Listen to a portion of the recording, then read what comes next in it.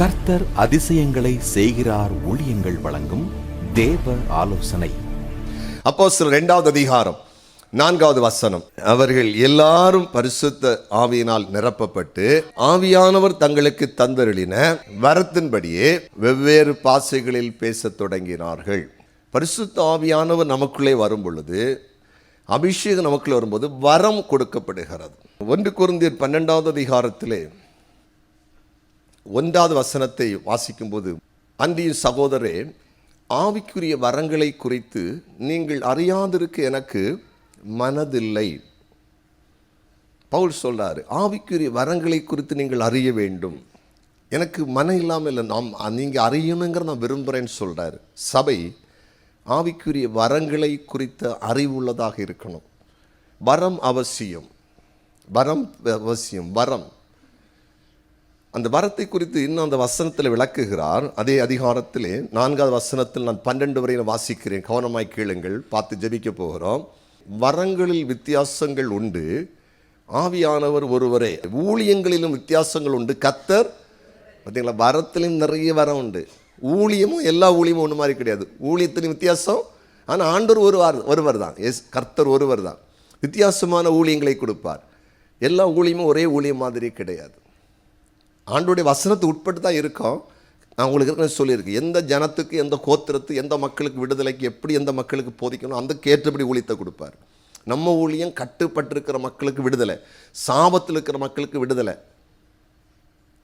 அப்புறம் பாவத்தில் கிடக்கிற மக்களுக்கு விடுதலை. இதுதான் நம்ம ஊழியத்துடைய இது. அதனால தான் அந்த டாப்பிக்கெல்லாம் கர்த்தர் கொண்டு போவார், விடுவிப்பார், ஆசீர்வதிப்பார், ஒரு பெரிய கூட்டத்தை சேர்ப்பார். எல்லா ஊழியமும் அப்படி செயல்பட முடியாது. ஒவ்வொரு ஊழியத்துக்கும் வித்தியாசங்கள் உண்டு, தெளிவாக பேசிட்டார் ஆண்டவர். அப்போ நம்ம இங்கே தான் இருக்கணும், நம்ம இங்கே தான் இருக்கணும். வெளியில் இங்கே வேற எங்கேயும் போனால் நமக்கு இங்கே உள்ள மருந்து அங்கே கிடைக்காது. இது பக்கவாதத்துக்கு உள்ளது, அது கிட்னி பலவீனத்துக்கு உள்ளது. பக்கவாதத்துக்கு உள்ளதை கிட்னி கொடுத்தா கிட்னி போயிடும். ஒவ்வொரு நோய்க்கும் ஒன்று உண்டு. அப்போ நமக்கு இங்கே என்ன நோய் பிடிச்சது, இங்கே வரதெல்லாம் ஒரு கொஞ்சம் சீரியஸான கேஸ் ஆகும். புரிஞ்சுட்டீங்களா உங்களுக்கு? இப்போ மேட்ரு புரியுது இல்லை? இப்போ நம்ம என்ன நினைப்போம், இங்கே இருந்தால் சரி வராது, இப்போ என்னத்தவங்க பேசிகிட்டு இருப்பார், கடிந்து கொள்வார், கோவப்படுவார், திட்டுவார், கட்டோட ஜீவம் பண்ணுவார். நம்ம யாரத்தில் போனால் அவங்க பாடிக்கொண்டே இருப்பேன், நான் கத்த நல்ல கிருபை என்று கொள்ளாது. அப்போ பிசா சொல்லுவான், நீ ஆடிச்சு அந்த ஆடிக்கிட்டே இரு, தலையை மட்டும் ஆட்டின்னு வந்துக்கிட்டே இருக்கும். பார்த்தா அவங்களுக்கு வேறு, அவங்களுக்கும் அப்படிப்பட்ட ஊழியத்தை கற்றுக் கொடுத்து அந்த பாட்டிலே அவங்களுக்கு போதும். நம்ம அங்கே போனால் நமக்கு பிரயோஜனம் புரியுது? அவங்களுக்கு பிரயோஜனமே இருக்காது. குருவி கூட்ட விட்டு அலைகிற மாதிரி தன் ஸ்தானத்தை விட்டு அலைகிற இருப்பான். அதனால் எந்த சபைன்னு கர்த்தர் வெளிப்பாடு தரிசனம் அந்த சபைட்டு உள்ள ஆசையப்படும், அங்கே இருந்தால் தான் பிளஸ்ஸிங். ஊழியங்களில் வித்தியாசம். பக்கத்து கைப்பிடிச்சு கேளுங்க, பாச சொல்லி இது புரியுதான்னு, வேறு பாசையில் பேசணுமான்னு கேளுங்க, புரியுதில்ல? சரி, ஓகே. ஊழியங்களிலும் வித்தியாசம் உண்டு. அடுத்த வசனம், கிரியைகளிலும் வித்தியாசம் உண்டு. எல்லாருக்குள்ள எல்லாவற்றையும் நடப்பிக்கிற தேவன். ஆவியினுடைய அருக்கிரகம் அவனுடைய பிரயோஜனத்துக்கு என்று அளிக்கப்பட்டிருக்கிறது. எப்படினில், ஒருவனுக்கு ஆவியினாலே ஞானத்தை போதிக்கும் வசனமும், வேறொருவனுக்கு அந்த ஆவியினாலே அறிவை உணர்த்தும் வசனம். இதெல்லாம் வரங்களாகும். இந்த 2 வரமும் இன்னும் வரையிலும் எந்த ஊழியர்களும் ஆழம் கண்டுபிடிக்க முடியலை. ஆவியினாலே ஞானத்தை போதிக்கும் வசனமும், ஆவியினாலே அறிவை உணர்த்தும் வசனமும். இது பயங்கர வெளிப்பாடும் பிரசங்கம் எல்லாம் உள்ள அடங்க இதுக்குள்ள, இந்த வரத்துக்குள்ள. ஞானத்தை போதிக்க வசனம், அறிவை உணர்த்தும் வசனம், வசனத்தை வச்சு அறிவு, ஞானம், வெளிப்பாடு, தீர்க்கதரிசனம் எல்லாம் உள்ள அடங்கி. இது ஒரு சமுத்திரம் மாதிரி இந்த வரம். வேறொருவருக்கு அந்த ஆவியினாலே விசுவாசம், ஃபெய்த். நம்ம சபையில் விசுவாசம் ஊட்டப்படுதா?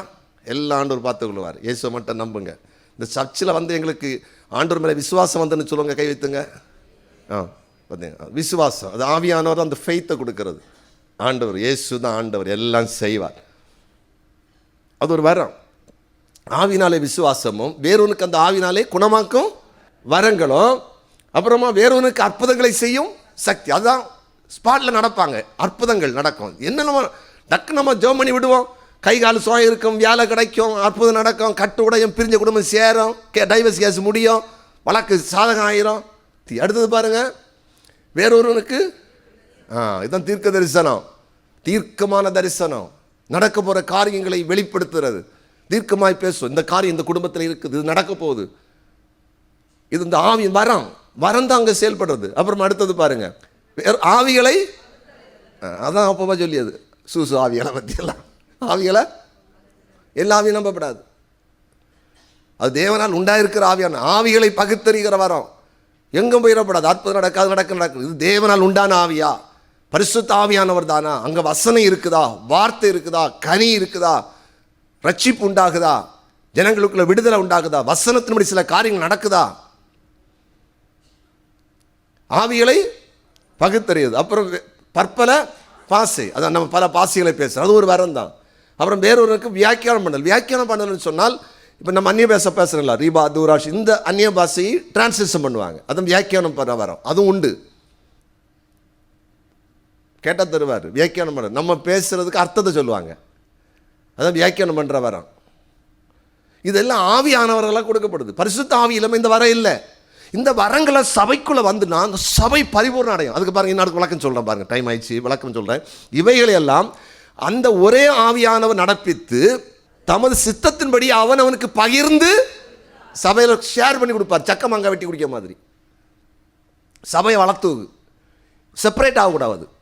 இப்போ எனக்குள்ள ஒரு கிருபை வரம் இருக்குன்னா என் உடன் ஊழியர்களுக்குள்ள ஒன்று வச்சுருப்பார், பகுந்தர ஊழியர்கள் வச்சுருப்பார். இவங்க எல்லாரும் சேர்ந்து அந்த கிருபை வரத்தை பயன்படுத்துகிறாங்கன்னா சர்ச்சில் வர எல்லாருக்குமே எல்லாம் கிடைக்கும். ஒரு மாலுக்கு போனால் எல்லாமே கிடைக்கும், ஏ டு இசட் உள்ள வாங்கலாம்.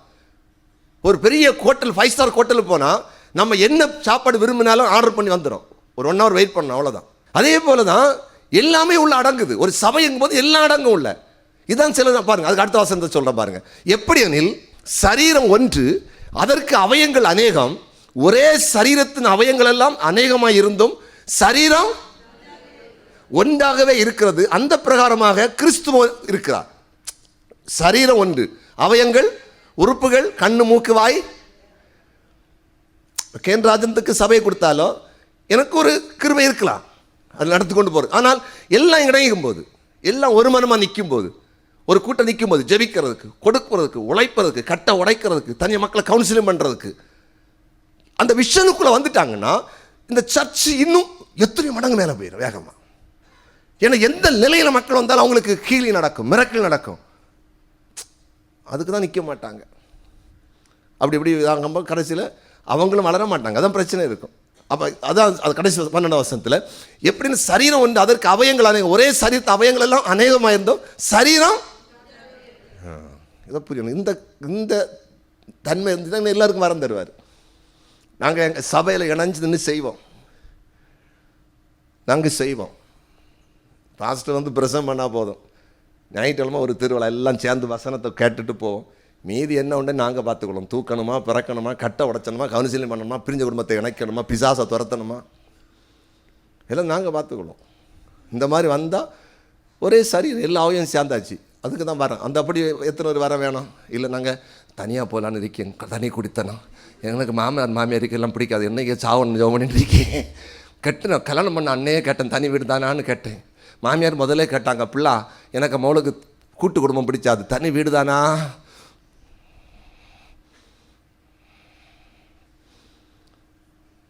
முழங்கால் படிடுவோம். ஆண்டவரே எனக்கு வரத்தை கொடுங்கப்பா, எனக்கு வரத்தை கொடுங்க. ஆவியானவர் தங்களுக்கு தந்தன வரங்களின்படியே வெவ்வேறு பாச வரம் இன்னைக்கு வேணும், வரம் வேணும், வரம் வேணும். ஆவியானவர் ஒருவர் தான். வரங்களில் வித்தியாசம் உண்டு, ஊழியங்களில் வித்தியாசம் உண்டு, கிரியில் வித்தியாசம் உண்டு. ஆண்டவர் அவனுக்கு வரங்களை பகிர்ந்து கொடுக்கிறார். அற்புதங்களை சிற சக்தி, ஞானத்தை போதிக்கும் வசனம், அறிவை உணர்த்தும் வசனம், ஆமென். நோயை குணமாக்குற வரம், நோயை சுகமாக்குற வரம், அதுக்குள்ள பிசாசை துரத்துற வரம், எல்லா வரம். பிலிசூனை கட்டை உடைச்சது, சாப கட்டை உடைக்கிறது, மந்திர தகடை எரிச்சு சாம்பலாக்குறது, எல்லாம் இதுக்குள்ள வரும். இதுக்குள்ள இந்த வரம் எல்லாம் வருது. கேளுங்க, ஏசப்பா எனக்கு தாங்கப்பா, கேளுங்க, கண்டிப்பாக தருவார். கேளுங்கள் கொடுக்கப்படும், கேளுங்கள் கொடுக்கப்படும். இன்றைக்கு ஆண்டவருடைய ராஜ்யத்தை கட்டுறதுக்கு, சபையை கட்டுறதுக்கு, ஜனங்களை விடுதலையாக்கி சபைக்குள்ள கொண்டு வருவதற்கு வரம் வேணும்னு கேட்டால் நீங்க வேலை செய்துக்கிட்டே கர்த்தருக்காய் பெரிய கதை செய்யலாம், நோயை குணமாக்கலாம், பிசாசை துரத்தலாம், பிசினஸ் பண்ணிக்கிட்டே தேவனுக்காய் ஊழியம் செய்ய முடியும். சபைக்கு ஒரு பெரிய தூணா நீங்க மாற முடியும் பிரதர், சிஸ்டர், மாற முடியும். தீர்க்கதரிசியா நீங்க மாற முடியும். கர்த்தர் உங்களுக்கு இந்த பயங்கரமா செய்வார், உங்களுக்கே தெரியாது. இப்ப அந்த வரத்தை ஆண்டவர் எத்தனை பேர் விரும்புறீங்களோ உங்களுக்கு தர்றாரு. நோக்கமாய் கேளுங்க. ஆண்டவரே, முதல்ல என் சபையை வளர்த்துறதுக்கு, நான் என் சபையை வளர்த்துறதுக்கு, நான் ஆராதிக்கிற சபையை வளர்த்துறதுக்கு, இன்னும் பல மடங்கு விரிவாக்குவதற்கு, பெரிதாக்குவதற்கு எனக்கு வரத்தை தாருன்னு கேளுங்க. எல்லாரும் கேளுங்க, கர்த்தர் தருவார். நான் ஆராதிக்கிற சபையை ஆண்டவரை கட்டி எழுப்புவதற்கு, ஜனங்களை கூட்டி சேர்ப்பதற்கு, ஜனங்களுடைய கண்ணீரை துடைப்பதற்கு, என் மேய்ப்பரோடு கூட நிற்பதற்கு, என் ஆவிக்கிற தகப்பனோடு கூட நின்று நான் செய்வதற்கு எனக்கு வரத்தை தாரு ஆண்டவரேன்னு கேளுங்க. எனக்கு ஆவிக்கிற வரத்தை தாருன்னு கேளுங்க. எல்லாரும் கைகளை தட்டி கர்த்தருக்கு நன்றி செலுத்துங்க. இப்பொழுது ஒரு அபிஷேகம் இறங்கி வருது. ரிசீவ் பெற்றுக்கொள்ளுங்க. பெற்று சிலருக்குள்ளே நோய்களை குணமாக்குற வரம், தீர்க்க தரிசன வரம், ஞானத்தை போதிக்கிற அந்த வரம், ஞானத்தை போதிக்கிற அறிவை உணர்த்துகிற வரம், ஆமென் ஆமென், ஆவிகளை பகுத்தறிகிற வரம், ஆவிகளை பகுத்தறிகிற வரம், அற்புதங்களை செய்கிற வரம், பல பாசைகளை பேசுகிற வரம், வியாக்கியானம் பண்ணுகிற வரம், நோயை குணமாக்குற வரம், பிசாசை துரத்துகிற வரம், பில்லிசுனை கட்டை உடைக்கிற வரம், சாபத்தை முறிக்கிற வரம், பலகீனப்படுத்துகிற ஆவிகளை துரத்துகிற வரம், பாழான குடும்பங்களை கட்டுகிற வரம் தேவன் தருகிறார். பெற்றுக்கொள்ளுங்க, ரிசீவ் பெற்றுக்கொள்ளுங்க. ரீபா கபா ரபா லபா ரபா ரபா.